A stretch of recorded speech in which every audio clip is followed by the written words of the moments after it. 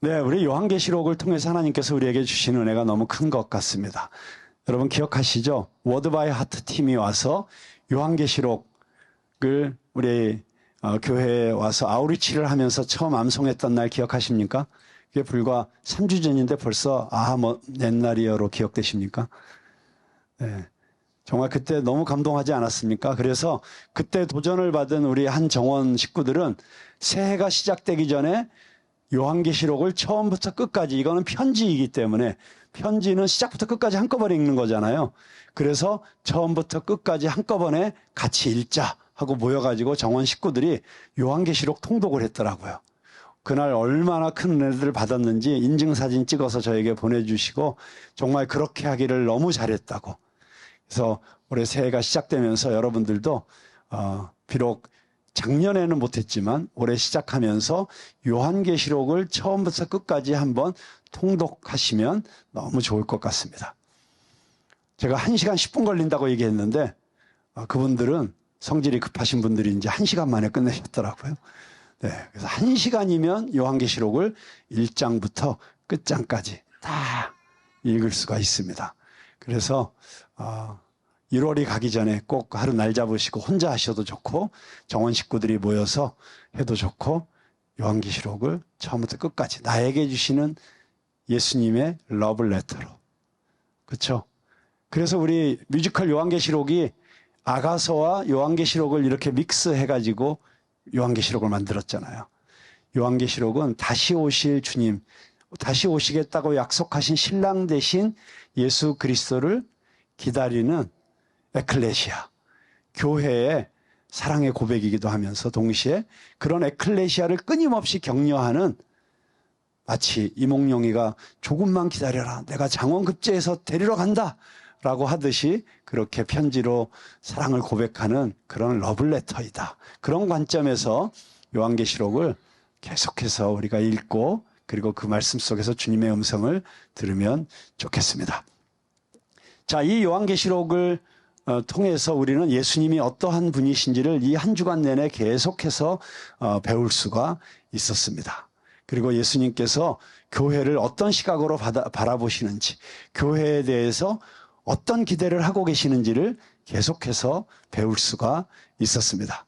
우리는 지난 한 주간의 이 특별 새벽 기도회를 통해서 정말 우리 교회에 하나님께서 얼마나 놀라운 사역자들을 보내주셨고 정말 2024년 하나님께서 도대체 이 푸른나무 교회에 어떤 일을 기대하시기에, 우리에게 어떤 사명을 맡기시기 원하시기에, 그리고 어떤 포텐셜, 어떤 잠재력을 주셨기 때문에 그것을 액티베이트 하시기 위해서, 그냥 이제 시작하시기 위해서 이런 놀라운 목회팀을 주셨나 할 정도로 너무 귀한 사역자들이 우리 푸른나무 교회에 포진하고 있다 하는 것을 여러분이 이번 한 주간 동안 생생하게 경험하셨습니다. 우리 지금 우리 목회팀 가운데 제일 오래되신 분은 우리 이윤경 목사님. 정말 집사로부터 시작해서 권사, 전도사, 목사까지 그냥 풀 코스를 밟으셔서 이제 담임 목사만 하시면 되는데 혹시 그런 기회가 있으실지. 그리고 그 다음 오래되신 우리 최정열 목사님, 정말 너무 놀라운 분이죠. 정말 이렇게 겸손하고 이렇게 보이지 않는 곳에서 끊임없이 섬기시면서도 또 우리 화요일 첫 특세 서문학교회 이야기를 통해서 정말 너무나도 진한 감동을 주시고, 그리고 우리 비교적 가장 최근에, 비교적이라고 하는 건 이분보다 더 최근에 오신 분도 있기 때문에 우리 이진영 목사님, 유일하게 7교회 중에서 2교회를 맡아서 설교를 하시면서, 우리 어제 찬양 인도를 하신 우리 이완수 전도사님은 아주 꼭 임재범 같은 아주 야성이 넘치는, 그러면서 아주 컨템퍼러리한 그런 워십 인도자라고 한다면, 오늘 아침이 딱 아침에 어울리는 이 느낌, 꼭 그 케임브리지에 있는 킹스 콰이어 칼리지의 그 소년단원 출신 같은 미성으로 이렇게 잔잔한 호숫가에 우리를 인도하는 것 같은 이런 찬양을 하시는 이진영 목사님. 그리고 어제 우리 교회 부임하신 이후에 저랑 첫 미팅을 하신 우리 유치부 전도사님, 우리 정숙이 전도사님, 이제 새해 첫 부임하셨어요. 그리고 지금까지 또 어제 우리 랩으로 찬양하신 우리 이창수 전도사님, 또 아버님이 지금 아프셔서 오시지는 못하셨지만 우리 유경현 전도사님, 정말 이 한 분 한 분이 얼마나 소중하고 귀하고, 그리고 어제 저녁 설교를 해주신 우리 협동 목사님들이 또 대단하신 분들이세요. 우리 협동 목사님들만으로도 교회 몇 개 개척할 수 있습니다.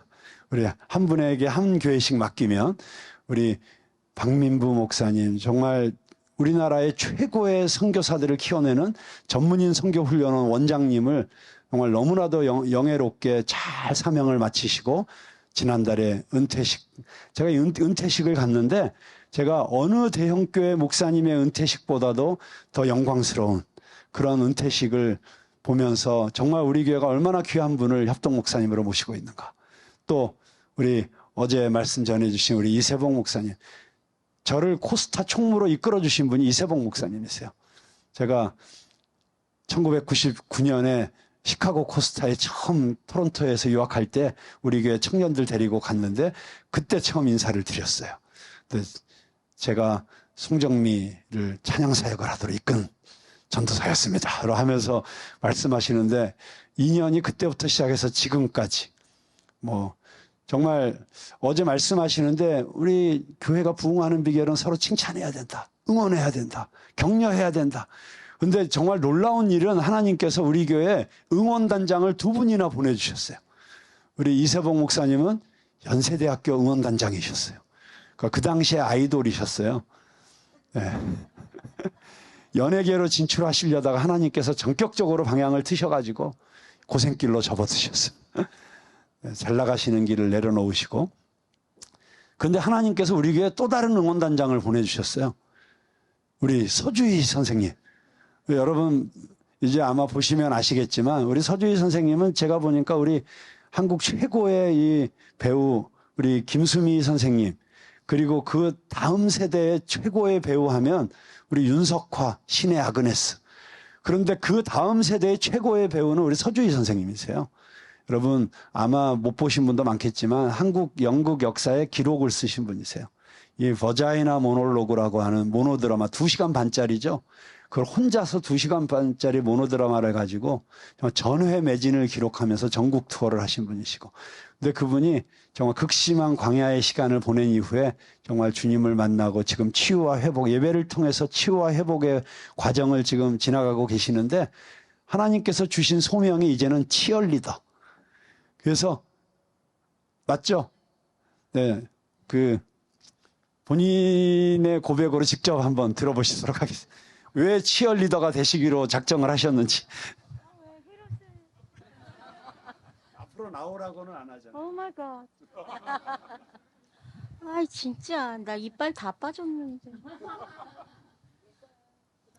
근데 저는 사실은 한 35년 연극 배우 할 때는 매번 항상 리더 역할을 했습니다. 그 리더도 보통 리더가 아니라 배우가 연출 전체 프로듀싱을 할 수 있는 일을 했고요. 심지어는 제작 기획까지 할 수 있는, 그러니까 1인 체제를 할 수 있을 정도의 리더로서 일을 해왔던 게 사실이고요.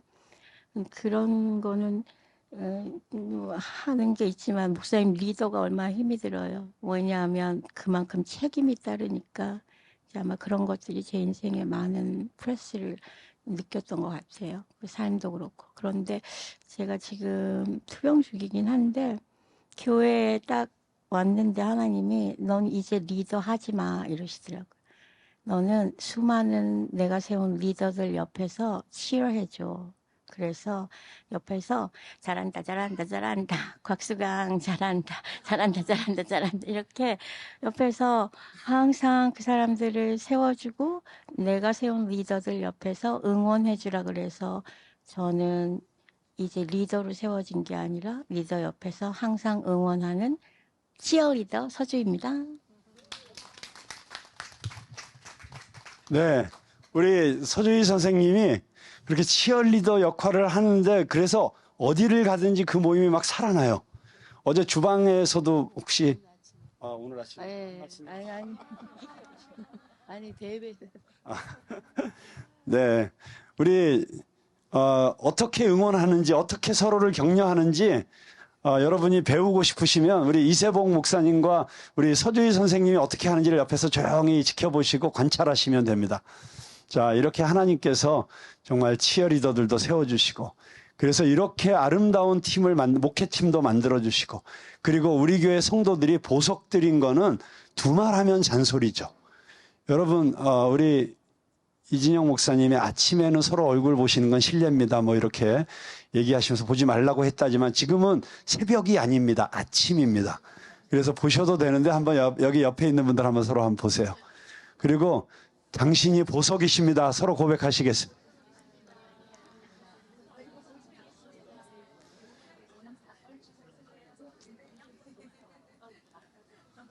여러분 그런데 저는 평생 이런 얘기를 들었어요. 그러니까 이렇게 좀 이렇게 컨설턴트라든지 뭔가 이렇게 그 조직을 장악하거나 뭔가 회사를 일으키거나 뭐 이런 일을 하시는 분들이 제 옆에 오시면 항상 하시는 말씀이 있어요. 목사님 주변에는 보석들이 깔려 있는데 누가 꿰는 사람이 없다. 그러니까 그걸 누가 꿰야 될까? 제가 꿰일까요? 하고 나서신 분들도 있었고 또는 누구를 좀 꿰는 일을 하라고 시키라는 분들도 있었고 그랬는데 이상하게 그 꿰는 일을 아직까지 잘 못하고 있었다.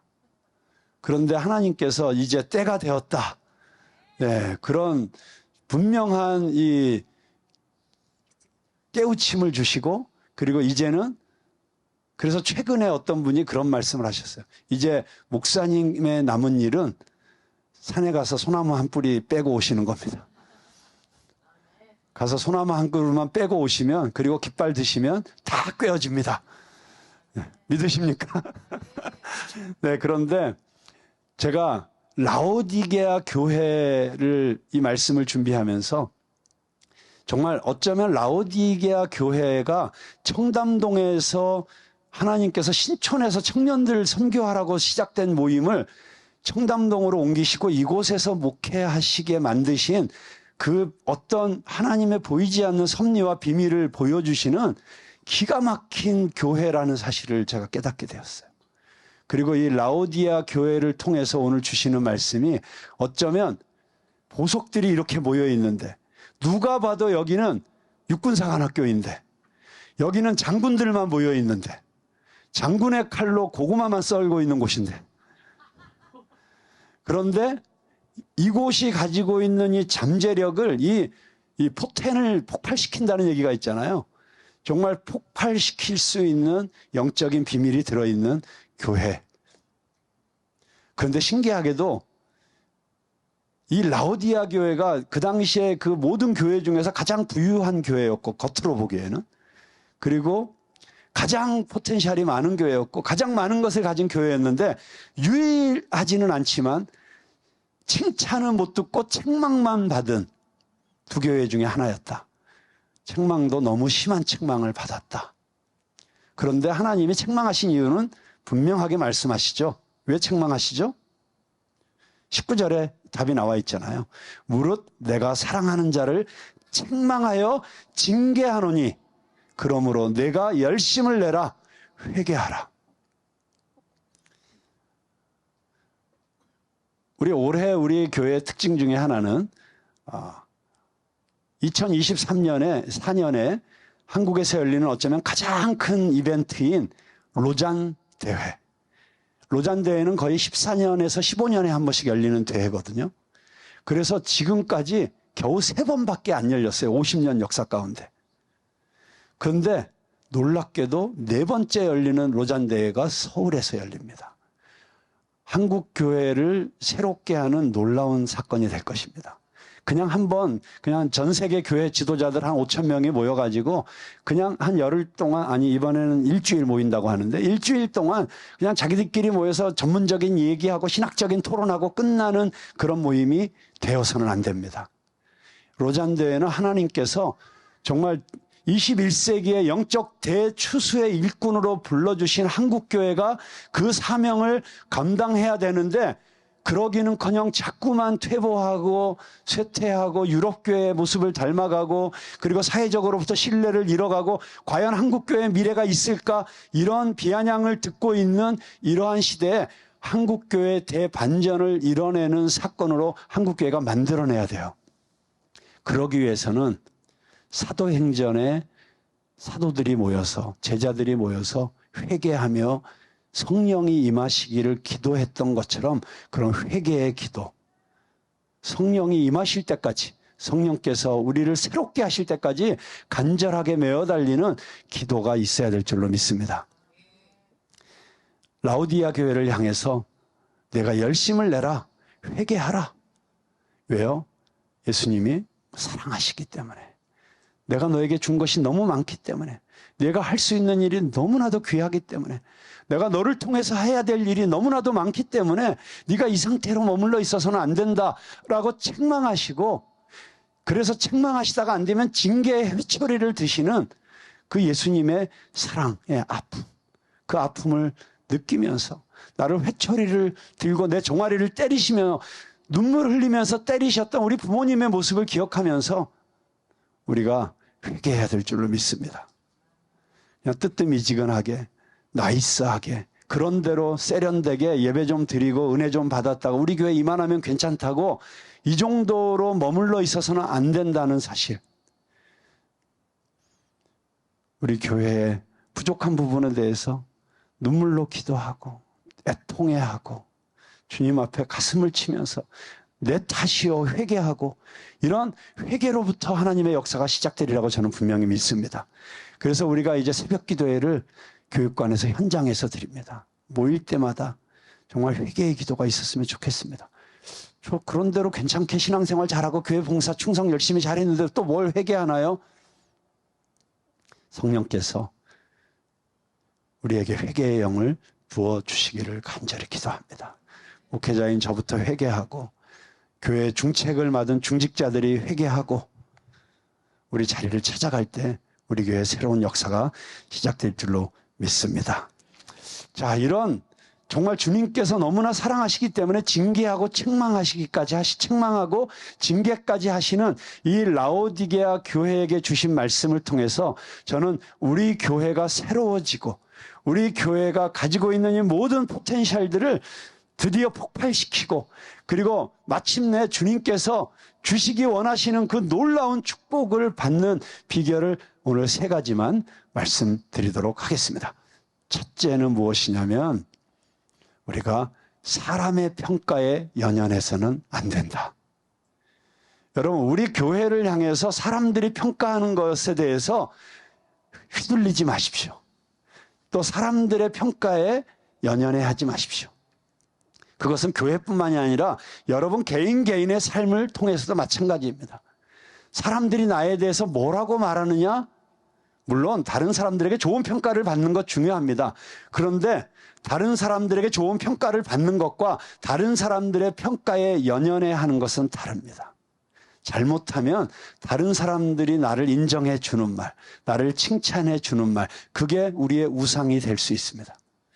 여러분, 팀 켈러 목사님이 이 시대에 기여했던 가장 큰 기여 중에 하나는 무엇이냐면 현대인들에게 죄가 무엇인지를 알아듣기 쉽게 설명해 주셨다는 거예요. 팀 켈러 목사님은 죄를 우상이라는 것으로 설명하십니다. 우리 안에 우상이 있다는 거예요. 칼빈도 그랬잖아요. 구원받지 못한 인간은 본질적으로 우상 공장이다. 우리는 끊임없이 우상을 생산해내는 존재들이에요. 그런데 많은 우상이 있죠. 돈이 우리의 우상이 될 수도 있고, 권력이 우리의 우상이 될 수도 있고, 자식이 우리의 우상이 될 수도 있고, 사회적 지위가 우리의 우상이 될 수도 있는데, 그 모든 우상들을 계속 생산해내게 만드는 근원적 우상이 있다는 거예요. 근데 그 근원적 우상이 4가지예요. 그게 뭐냐면 첫 번째는 권력의 우상이에요. 파워. 여러분, 우리는 다 권력을 추구하는 존재들 아닙니까? 왜냐하면 권력을 가져야 내가 원하는 걸 얻을 수 있으니까. 근데 2번째가 뭐냐면 통제의 우상이에요. 통제의 우상을 가진 사람은 모든 걸 내 통제 안에 두어야만 돼. 불안하지 않아. 그게 우상이 된 사람은 내 통제 밖으로 벗어나는 일, 내가 컨트롤할 수 없는 일은 아예 시도하지도 않아요. 그리고 세 번째 우상이 뭐냐면 컴포트, 안락의 우상이에요. 그냥 안전하고 안락하고 편안한 삶을 살고 싶은 게 우리의 우상이에요. 그래서 내 노후가 불안하지 않고 편안한 삶을 살아야 되기 때문에, 그리고 또 해슬 프리라는 말이 있잖아요. 그냥 귀찮은 게 싫은, 그냥 안락한 삶, 번거롭지 않고 편안하게 사는 삶, 그게 우상인 사람이에요. 그리고 마지막 우상이 어쩌면 가장 무서운 우상인데 인정의 우상이에요. 인정의 우상. 남들로부터 인정받고 싶어서. 그래서 신앙생활도 보면은 내가 남이 나를 어떻게 보느냐를 계속해서 의식하면서 살 수밖에 없고, 그게 극대화돼서 나타난 사람들이 누구예요? 바리새인들이에요. 남이 나를 어떻게 보냐. 기도를 해도 그래서 사람들이 많이 보이는 데서 나가서 손 들고 기도하고 고개를 들고 기도하고, 내가 금식하는 것을 모든 사람이 알게 하라. 그래서 금식기도 하고 있는 거를 계속 선전을 해야 되고. 그런데 예수님께서 그런 자들을 위해서 뭐라고 하셨어요? 회칠한 무덤이라고 하셨어요. 너희가 기도할 때 골방에 들어가서 은밀히 보시는 내 아버지께 기도하라. 사람들이 서 있는 곳에, 사람들이 오고 다니는 시장 어귀에 서서 기도하는 것을 나팔 불지 말라고 주님이 말씀하시지 않습니까? 그런데 우리는 너무나도 사람들의 평가에 연연하고 사람들의 칭찬에 목마른 그런 신앙생활을 할 때가 있습니다. 왜 그럴까요? 우리가 진짜 인정받아야 될 대상인 하나님으로부터 인정받고자 하는 마음보다 눈에 보이는 사람으로부터 나의 어떤 결핍을 채우려고 하기 때문입니다. 제가 왜 이 말씀을 하느냐? 여러분, 라오디게아 교회는 사람들이 보기엔 대단한 교회였어요.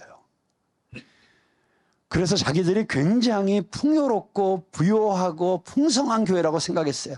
그런데 예수님이 뭐라고 말씀하세요? 너희들이 부요한 줄 알지만 실상은 어떤 교회라고요? 가난한 교회라고요. 여러분, 사람들이 보기에 부요한 교회가 되고 싶습니까? 아니면 하나님이 보시기에 부요한 교회가 되기를 원하십니까? 예, 서문학교회는 어떤 교회였어요? 반대로. 네? 최종렬 목사님이 뭐 설교하시면서 제 걱정했다면서요. 아이고, 우리 곽 목사님은 칭찬은 안 하고 책망만 하는 라오디게아 설교를 하시게 됐으니 어떻게 설교를 하실까? 뭐 걱정하셨다는데. 서문학교회 설교하셔서 좋으셨겠어요. 근데 여러분, 서문학교회를 뭐라고 하세요? 환난과 고통을 안아 실상은 부요한 교회다. 여러분, 사람들이 보기에 정말 지지리도 가난하고 찢어지게 가난하고, 그리고 맨날 아프고 병들었고 고생하고 그런 것 같은데 실상은 부요한 사람. 여러분, 사람들이 보기에 부러운 사람이 되고 싶으세요? 하나님이 보시기에 와, 너 정말 훌륭하구나 칭찬받는 사람이 되고 싶으세요? 여러분, 그런데 우리 자신이 어떤 존재를 알아야 됩니다. 어제 제가 우리가 약할 때 강함 주신다 이 말씀을 들으면서, 그래서 제가 순간적으로 생각이 나서, 자, 우리가 돈이 없지 가오가 없냐, 우리 돈 없어도 가오 있게 삽시다, 뭐 이런 이제 구호를 외쳤잖아요. 그런데 우리 응원단장인 서주희 선생님이 내려가면서 누군가에게 이렇게 얘기하는 걸 제가 이렇게 흘려 듣게 되었어요. 저는요, 돈은 많은데 가오가 없어요. 굉장히 놀라운 이야기였어요. 나는 돈은 있는데 가오가 없어요. 근데 서주희 선생님이 진짜로 돈이 있으실까요? 없으실까요? 자, 진짜로 돈이 있어서 있다 그랬다? 아니면 돈은 없는데 나는 돈이 있다 그랬다? 그건 아무도 모르죠. 우리가 어떻게 알겠어요? 본인만 아시겠지. 그런데 제가 진실을 말씀드릴게요. 서주희 선생뿐만 아니라 우리 모두가 다 부자들입니다. 이유가 뭘까요? 여러분, 우주 최고의 부자이신 하나님이 우리 아버지세요. 믿으십니까? 아니, 이병철 아들이 이건희, 이건희 아들이 이재용. 그러니까 지금은 이제 이재용을 예로 들어야겠네요. 우리 옛날에 뭐 돈에 대한 예를 들 때는 항상 돈병철 하면서 그분을 드셨기 때문에. 자, 이재용도 보니까 딸이 있더라고요. 예. 근데 부자예요? 안 부자예요? 지금 대학교 다니던데 어떻게 부자예요? 아버지께 다 자기 거니까. 그렇잖아요. 근데 이재용 딸이 나는 아직까지 공부 안 하고 돈 번 것도 없고 그래서 난 가진 것도 없고 그래서 나는 할 수 있는 게 아무것도 없고 그리고 이러고 있으면 우리가 어떻게 생각할까요? 왜 저러나 싶을 거 아니에요. 여러분 근데 우리 한국교회 제가 어제 예를 들었던 그 어떤 분 이제 신앙생활 시작한 지 몇 개월밖에 안 되신 분이 한국 사회는 돈이 최고의 우상이 되어서 미래가 없다. 근데 교회도 별반 다르지 않은 것 같다. 이런 평가가 나올 수밖에 없는 그 이유가 뭔지를 사실은 얼마 전에 미국에서 오신 어떤 예언자를 통해서 기도하는 가운데 듣게 되었어요. 그분이 지금 전 세계적으로 크리스찬들의 가장 심각한 문제가 뭐냐면 고아의 영에 사로잡혀 있다는 거예요. 그럼 고아의 영이 뭐예요? 아버지가 있는데 자기는 지금 고아처럼 생각하고 고아처럼 살고 있고 고아 멘탈리티를 갖고 있는 거예요. 여러분 그런데 그게 그냥 허세. 나는 하나님 아들이니까 나는 왕이야. 나는 뭐 아무것도 없으면서 그런 허세 부리라는 얘기가 아니에요. 실제적으로 정말 말씀 가운데서 우리가 어떤 존재인지를 깨달으면 고아의 영이 사라지는 거예요. 근데 내가 고아의 영이 나를 사로잡고 있으면 끊임없이 배고픈 거예요. 끊임없이 갈급한 거예요. 끊임없이 부족한 거예요. 이게 여러분 마음이 가난한 자는 복이 있나니 하고는 정반대되는 개념인 거예요. 예수님께서 마음이 가난한 자는 복이 있나니 천국이 저희 것이라고 말씀하실 때 그 마음이 가난한 그 가난함은 하나님의 임재에 대한 갈망이에요. 여러분 팔복은 하나님과 우리의 관계를 설명해 주는 거예요. 근데 우리가 하나님의 임재에 대해서 배고파하면 세상 것에 대해서는 풍요롭게 돼요.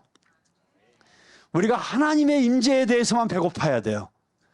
나머지는 우리에게 이미 다 주어져 있어요. 우리가 고아의 영을 극복해야지 우리가 돈의 우상을 깨트릴 수 있어요. 우리가 고아의 영을 이길 수 있는 믿음을 가져야 돼요. 그래야 우리가 섬길 줄도 알고 헌금도 할 줄 알게 되고 11조도 할 줄 알게 되고 그리고 남을 도울 줄도 알게 되고 성교도 할 줄 알게 되는 거예요. 저는 우리 모든 푸른나무 교회 성도들에게서 고아의 영이 사라지게 되기를 주님의 이름으로 축복합니다. 여러분 그리고 대적하세요. 내 안에 이 결핍의 이 스피릿 나를 자꾸 그래서 더 움켜쥐게 하려고 하고 그냥 더 끌어모으려고 하고 빼앗으려고 하고 더 높은 데 올라가려고 하고 그 모든 것들이 하나님이 주시는 비전인지 아니면 내가 이 고아의 영으로 인해서 내 안에 있는 어떤 결핍이 나를 끊임없이 끌어당기고 있는 건지를 분별하셔야 돼요. 고아의 영을 이길 수 있는 사람만이 예수님처럼 더 낮은 곳으로 갈 수도 있는 것이고 내가 가진 것을 내려놓을 수도 있는 것이고 정말 십자가의 길을 갈 수 있는 것이라고 믿습니다. 자, 그래서 제가 다시 구호를 바꿔야겠다고 생각했어요. 돈이 없지 가오가 없냐가 아니라 우리는 돈도 있고 가오도 있다. 근데 돈도 있는데 굳이 가오 없이 살 필요는 없잖아요. 믿는 사람은 믿는 사람의 가오가 있어야 돼요. 내가 지금 당장은 없어도 사실은 아직 아버지가 지금 조금 안 보내주시고 있는 거니까 그냥 언제든지 올 거라는 걸 믿고 가오 있게 쓰세요. 지금 당장 없는데 사실 어제 어떤 우리 정재호 집사님하고 같이 들은 얘기잖아. 어떤 그 장로님 부부로부터 정말 완전히 잔고가 바닥이 났는데 그런데 어떤 선교사님에게 헌금해야 될 날짜가 다가왔는데 죄송하다고 날짜 잔고가 없다고 그래서 못 보냈다는 거예요. 들어올 돈이 안 들어와서 못 보냈다는 그 장로님이 막 화를 내셨다는 거예요. 무슨 소리냐고 우리에겐 카드가 있지 않느냐. 그래서 카드 긁어서 헌금부터 보냈다고. 제가 굉장히 도전을 받았어요. 그래서 정말 우리는 가오 있게 살아야 돼요. 네? 우리에게는 카드가 있다. 그게 무슨 카드일까요? 누구든지 너희가 내 이름으로 땅에서 매면 하늘에서도 매일 것이요 땅에서 풀면 하늘에서도 풀릴 것이다. 하나님이 우리에게 주신 권세가 그런 권세예요. 자, 이거를 어떤 목사님이 이렇게 설교하시더라고요. 너희가 땅에서 긁으면 하늘에서 지출할 것이다. 여러분 가오 있게 쓰고 삽시다. 네. 자, 그래서 첫 번째로는 우리가 어떤 존재인지를 알아야 되는데 그러기 위해서는 우리가 사람의 평가로 우리 자신이 매여서는 안 된다. 하나님이 우리를 바라보시는 그 시각으로 우리를 볼 줄 알아야 된다. 그래서 중요한 것은 우리의 두 번째로 영적인 눈이 열려야 된다. 여기 보면 예수님께서 네가 뜨겁지도 않고 차지도 않고 정말 뜨뜻미지근해서 내가 너를 견딜 수가 없다. 너희들이 계속 이렇게 회개하지 않고 이런 신앙생활하면 내가 너를 토해 내버리리라. 진짜 끔찍한 말씀 하시잖아요. 여러분 사실 토한다는 게 얼마나 저 대학로나 신촌이나 이렇게 밤늦게 가보면 정말 이 동물 애호가들이 막 비둘기 먹이들 막 여기저기 뿌려놓은 거 보시면 어때요? 막 이렇게 막 피해 가잖아요. 여러분 주님께서 우리를 토해버리시면 진짜 우리는 너무 비참한 거예요. 근데 우리가 이렇게 뜨뜻미지근하게 있으면 이렇게 차지도 않고 덥지도 않으면 또 이걸 또 오해하시는 분들이 있어. 뭐냐면 그래 신앙생활 하려면 뜨겁게 하고 아예 안 할 거면 아예 교회 나오지 마. 또 이렇게 오해하시는 분이 있어요. 여러분 혹시 내가 지금까지 차든지 덥든지 하라를 신앙생활 하려면 제대로 하고 안 그러려면 아예 믿지 말라 이렇게 생각하고 있었다. 정직하게 한번 손 한번 들어보세요. 여기 계셨네. 그게 그 뜻이 아니에요. 그건 무슨 뜻일까? 사실은 라오디게아가 정말 너무나도 경제적으로 풍요로운 곳이었지만 딱 한 가지 문제가 있었어요. 물이 없어, 식수가. 그래서 식수를 멀리서 끌어와야 돼요. 히에라볼리라고 하는 온천수가 터지는 곳으로부터 뜨거운 물, 온수를 공급했어요. 근데 이게 오다 보면 물이 식어. 그러면서 석회질이 막 섞이면서 아주 먹기 어려운 물이 된 거예요. 그러니까 그 히에라볼리에서 오는 온천수 같은 물은 오면서 식으면서 그 석회질이 섞이면서 마시기에 아주 역한 물이 되는 거예요. 그게 그 예수님이 표현하신 물의 모습이에요. 그런가 하면 골로새에서 오는 물은 너무나도 시원한 안반수, 생수가 오는 거예요. 근데 또 이 물이 오면서 미지근해져 또. 이 햇빛 받고 이렇게 되면. 그래서 결국 라오디게아 사람들이 그냥 온 물을 그냥 마실 수가 없는 거예요.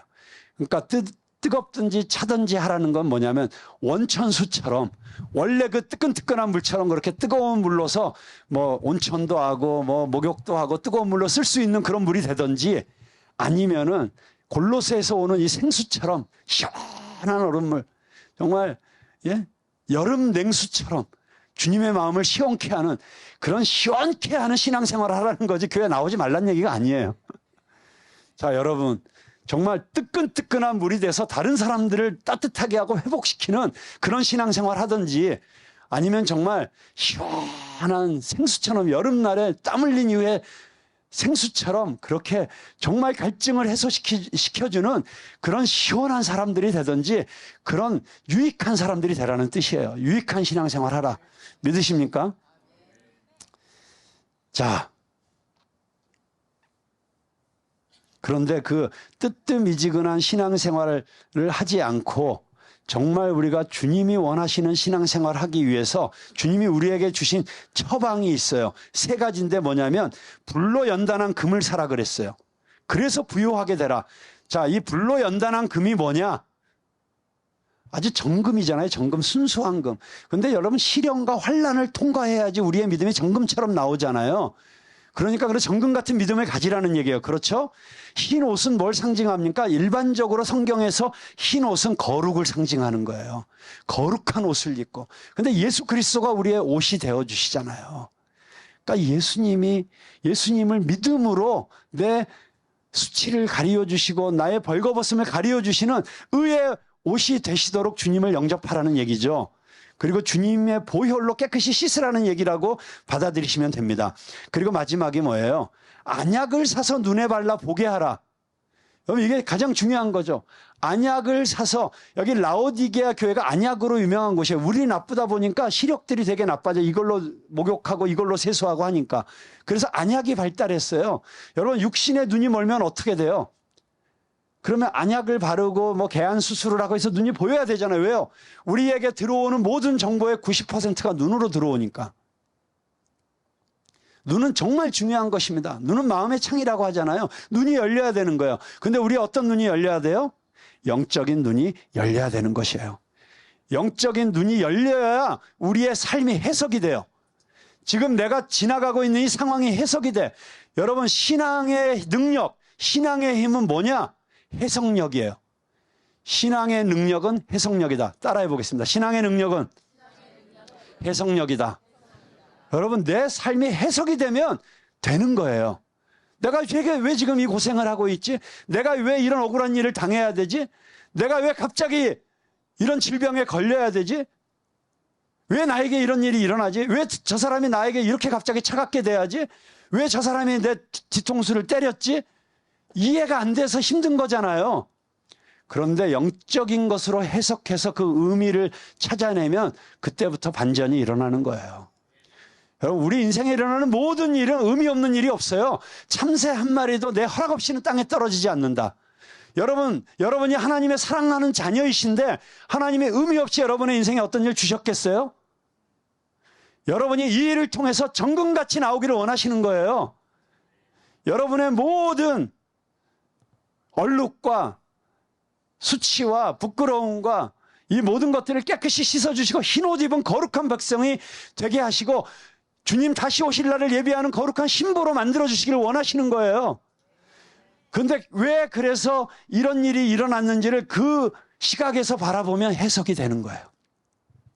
여러분 십자가를 통해서 우리의 현재의 삶을 해석할 수 있는 성도들이 되시길 주님의 이름으로 축복합니다. 여러분 우리에게 있어서 이 가장 중요한 것은 어떤 의미에서 회복 복원력이에요. 예? 그 하버드 비즈니스 리뷰의 편집장이었던 다이안 쿠트라고 하는 분이 이 코로나 시대를 지나면서 그 회복 탄력성이라는 책을 썼어요. 근데 그 책에 보니까 예? 경영학에서도 역경 속에서 스스로의 역량을 재창조하여 재도약을 이루어내는 능력, 이게 회복 복원력인데 영어로는 resilience. 여러분 이게 있으면 되는 거 아니에요? 그런데 여러분 그리스도인이야말로 최고의 회복 복원력을 가진 사람들이에요. 제가 이 책을 읽으면서 야 이건 완전히 그리스도인을 그대로 묘사하는 말이다 이렇게 생각했어요. 예? 그리스도인들은 넘어져도 다시 일어나고 예? 사방으로 우겨쌈을 당하여도 뚫고 나와서 하늘을 향해서 비상하는 사람들이잖아요. 그 힘이 어디서 나오는 거예요? 자 여기 보니까 이 다이안 쿠트가 회복 복원력이 있는 사람의 특징을 세 가지로 얘기하는데 첫 번째는 자신 앞에 놓인 어려운 현실을 냉정하게 받아들인다. 현실을 직시하라는 거예요. 여러분 믿음이라는 게 무조건 잘 될 거야 막연한 긍정적 사고가 믿음이 아니에요. 착각하지 마세요. 잘 될 거야 잘 될 거야 잘 될 거야. 그러면 온 우주의 기운이 나에게 와서 도와줘. 이건 완전히 사이비 이단이에요. 절대로 그렇지 않아요 여러분. 현실을 직시해야 돼. 무조건 잘 될 거야라는 무모한 낙관주의나 모든 것을 비관적으로 보는 염세주의나 우리 기독교인들이 절대로 가져서는 안 되는 거예요. 그리고 이 어려운 상황을 가져온 누군가를 지목하면서 끊임없이 원망하고 불평하는 거 다 도움되지 않습니다. 현실을 현실대로 차갑게 응시하면서 팩트를 볼 줄 아는 객관적인 시각. 그러면서 내가 해야 될 곳에 역량을 집중하는 사람들이 이 복원력을 갖게 된다는 거예요. 그리고 두 번째 가장 중요한 것은 힘든 시기에서도 의미를 찾을 줄 아는 사람이라는 거예요. 이 힘든 시간에 의미가 무엇인지. 그런데 그 의미는 누가 주는 거예요? 하나님이 주시는 거예요. 여러분 세상 사람들은 왜 무너지느냐? 왜 자살하느냐? 내게 닥친 이 어려움을 그 해석해내는 능력이 없기 때문이에요. 하나님과의 관계 속에서 해석해낼 줄 알면 어떤 상황 속에서도 우리는 다시 일어날 수 있어요. 여러분 선물을 가지고 있지 않은 문제는 없다. 따라하십시오. 선물을 가지고 있지 않은 문제는 없다. 그런데 여러분, 큰 성공이라는 열매는 큰 문제라는 포장지로 쌓여있기 때문에 많은 사람들이 그냥 지나친다. 그런 의미에서 우리 기독교인들은 가장 큰 회복 복원력을 가진 사람이다. 세 번째로 회복 복원력을 가진 사람들의 특징은 내 손에 쥔 것들을 활용해서 쓸모있는 무언가를 만들어낸다. 여러분, 그냥 내가 없는 것을 한탄하는 사람들이 아니라, 또는 막연히 그냥 공상과학에서나 나올 법한 개꿈을 꾸면서 언제 그 일이 이루어지나 이러고 있는 사람들이 아니라 지금 내 손에 있는 것. 그런데 여러분, 놀라운 사실은 하나님께서 성경에 있는 사람들을 쓰실 때마다 물으시는 게 뭔지 알아요? 내 손에 있는 것이 무엇이냐. 여러분, 모세를 부르실 때 주님, 저 아무것도 못해요. 왜 저를 쓰시려고 하십니까? 저는 아무것도 할 수 없습니다. 그때 하나님께서 뭐라고 말씀하셨어요? 내가 지금 손에 갖고 있는 게 뭐냐? 지팡이입니다. 여러분, 그 지팡이 가지고 모든 기적 다 일으켰어요. 그런데 이거 아세요? 출애굽기에 보면 그 시간 이후로부터 그 지팡이를 얘기할 때 모세의 지팡이라고 하지 않아요. 성경을 잘 읽어보세요. 하나님의 지팡이. 여러분, 내 손에 있던 그 지팡이가 진짜 보잘것없는 지팡이거든요. 근데 그 지팡이가 하나님께서 내가 그 지팡이, 네 손에 있는 게 뭐냐 물으시고, 제 손에 있는 거 지팡이입니다. 그래? 그걸 가지고 던져봐 하면서 하나님께서 쓰시기 시작하실 때 그건 하나님의 지팡이가 되고요. 그 지팡이가 홍해도 가르고요. 그 지팡이가 쓴물도 단물로 만들고요. 그 지팡이가 반석에서 생수를 터뜨리게 하고요. 여러분 손에 있는 그것, 지금 여러분이 가지고 있는 그것, 그걸 가지고 뭔가를 이루어내는 능력, 그게 회복 복원력이라는 거예요. 제자들이 주님, 여기 5천 명이나 있는데 이 사람들 어떻게 먹일 수 있겠습니까? 우리가 가진 것 아무것도 없습니다. 야, 그래도 있는 거 찾아봐. 어떤 어린아이가 가지고 있던 도시락 떡 5개, 물고기 2마리, 그걸 내게 가져와라.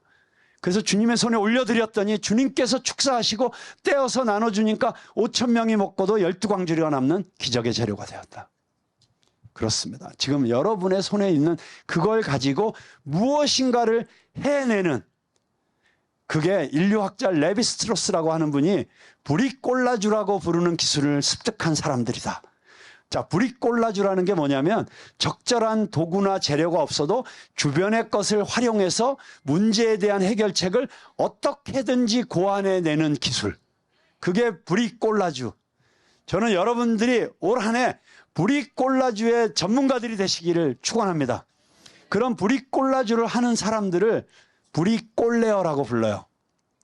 브릭콜레어. 자, 옆에 있는 사람들에게 축복하십시오. 당신은 브릭콜레어입니다.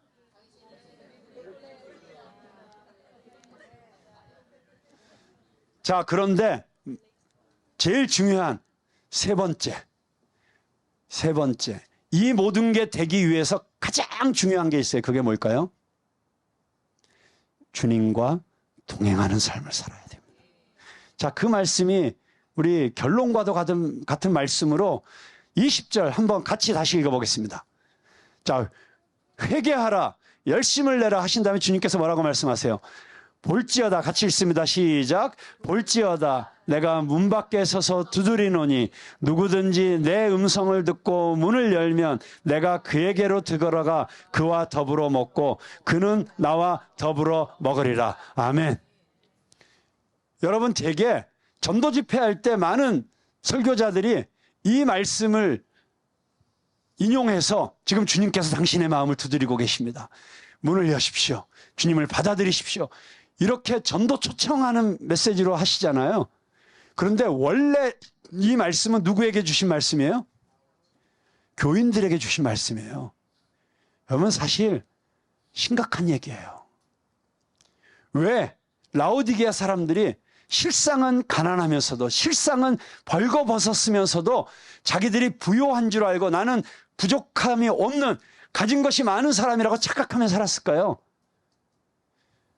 주님이 그 안에 없었기 때문에, 교회는 다닌다고 했지만 주님과 상관없는 삶을 살았기 때문에, 주님의 말씀이 그 안에서 역사하고 있지 않았기 때문에, 주는 포도나무요, 나는 가지인데 가지가 그 나무에 제대로 붙어 있지 않았기 때문에 그래서 주님으로부터 오는 그 말씀을 공급받지 못했기 때문에, 주님의 음성을 듣지 못했기 때문에, 주님과 독대하는 시간이 없었기 때문에, 그래서 세상적인 시각, 세상적인 가치관, 세상적인 관점을 가지고 그러면서 또 쥐어짜고 한탄하고 자기 연민에 빠지고 그러면서 또 끊임없이 그래서 이걸 이겨내기 위해서 더 높은 데 올라가고 싶고 더 많은 걸 이루어야 된다고 생각하고 끊임없는 갈망 속에서, 배고픔 속에서 허덕이게 만든 이유가 뭐예요?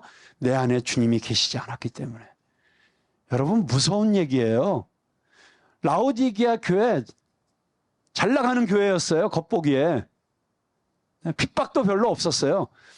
다른 교회에서는 주로 핍박을 유대인들이 했어요. 그런데 라오디게아 교회는 유대교 회당이 있었음에도 불구하고 교회에 대한 핍박이나 갈등이 별로 없었던 교회예요. 그 이유가 뭐였을까? 유대인들도 라오디게아 교인들도 다 부유하고 잘 살아가지고 별로 인생에 문제의식도 없고 신앙적으로도 별로 그렇게 열심히 별로 없어. 그래서 쟤들 뭐 그냥 뭐이라 그래. 뭐 유대인들도 또 교인들도 그냥 야 우리 뭐 이렇게 이 정도 살면 됐지 뭐 별로 마음속에 그 열정도 없고 비전도 없고 이대로가 좋사오니. 여러분, 주님이 우리 안에 계시지 않으면, 주님과 동행하지 않으면 우리가 교회 10년 다녔고 30년 다녔고 모태 신앙이고 평생을 다녔어도 결국 진짜 모태 신앙에 머무르게 된다. 여러분, 주님과 동행하는 것이 우리 삶의 승리의 비결인 줄로 믿으시기 바랍니다. 그래서 우리가 생명처럼 붙잡아야 될 것은 어떤 상황 속에서도 아무리 바쁜 일이 있어도 주님과 동행하는 시간, 계속해서 주님을 의식하는 시간, 그리고 늘 주님께 묻는 습관. 어떤 일을 시작하기 전에 무조건 주님께 먼저 물어보고, 내 가장 친한 친구에게 전화 걸기 전에 먼저 주님께 먼저 전화하고. 여러분, 그것이 우리의 삶에 거룩한 습관이 될 때 우리에게 어떤 축복의 약속을 주셨느냐? 이기는 그에게는 내가 내 보좌에 함께 앉게 하여 주기를, 내가 이기고 아버지 보좌에 함께 앉은 것과 같이 하리라. 여러분, 칭찬은 없고 책망만 있었던 대신에 주님이 주시는 약속은 엄청난 약속을 주셨습니다. 여러분, 주님이 우리 안에 계시면 주님이 이기게 해주실 줄로 믿습니다. 여러분, 주님 안에 있으면, 주님께 붙어 있으면 30배, 60배, 100배의 열매가 이미 약속되어 있습니다. 우리는 이미 이긴 자들입니다. 여러분, 지난번에 이세봉 목사님 여기서 영상 보여주셨던 거 기억하시죠? 제가 주일날도 또 틀어드렸는데, 말로 홈런 치고 나서 자기 홈런 친 줄 모르고 허겁지겁 베이스로 막 기어가던 야구선수 기억나세요? 아웃될까봐 허겁지겁 홈런인데. 여러분, 이미 다 우리 홈런 치는 홈런 타자들이에요. 우리 예수 믿고 구원받았어요. 홈런 타자들 아니에요? 여러분, 이미 인생에 홈런 친 거예요. 근데 왜 그렇게 벌벌 기고 계세요? 우리에게 주어진 약속이 뭔지 아세요? 보좌에 앉게 해주시겠다는 거예요. 누가 앉은 것처럼? 예수님이 앉으신 것처럼. 여러분, 예수님은 십자가의 고난을 통과하셔서 정말 아버지의 뜻을 이루셨기 때문에 아버지께서 낮아지신 그 예수님을 내가 높여서 하나님 보좌 우편에 앉게 하셨다고 빌립보서에 그렇게 기록하고 있잖아요. 여러분, 십자가를 통과해서 얻으신 그 영광의 보좌, 그 보좌를 내가 주님 안에 있으면 내가 같이 앉는 거예요. 그게 우리에게 약속된 거예요. 그 영광스러운 상급이 기다리고 있는 거예요. 면류관이 기다리고 있는 거예요. 여러분, 요한계시록을 통해서 우리에게 약속해 주신 그 영광스러운 우리의 미래, 그것을 오늘 누리면서 살아가는 것, 그게 믿음이에요. 그렇게 우리 살아갈 수 있게 되기를 바랍니다. 그래서 여러분, 째째하게 살지 맙시다. 비겁하게 살지 맙시다. 쪼존하게 살지 맙시다. 가오 없이 살지 맙시다. 하나님의 자녀답게, 왕의 자녀답게.